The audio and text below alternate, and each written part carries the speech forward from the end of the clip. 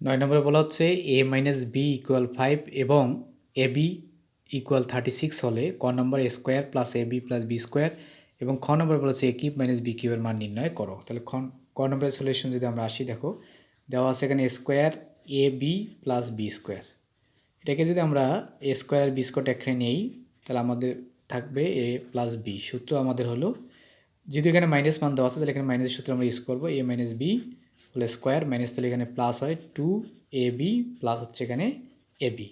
তাহলে এইটার মান হচ্ছে আমাদের কত 5, তাহলে স্কোয়ার প্লাস 3ab, তাহলে 5 5 25 প্লাস 3ab মান হচ্ছে 36। তাহলে এখানে হচ্ছে 25 প্লাস এটা যদি আমরা গুণ করি তাহলে আমাদের কত আসবে, এখানে 108 যোগ যদি করে দাও তাহলে হচ্ছে 133। তাহলে আমাদের ক নম্বর হচ্ছে 133। খ নম্বরে যদি আমরা আসি, দেখো খ নম্বর দেওয়া আছে এ কিউব মাইনাস বি কিউব। সূত্র হচ্ছে এ মাইনাস বি হোল কিউব, এখানে যে মাইনাস হয় প্লাস 3ab ইন্টু এ মাইনাস বি।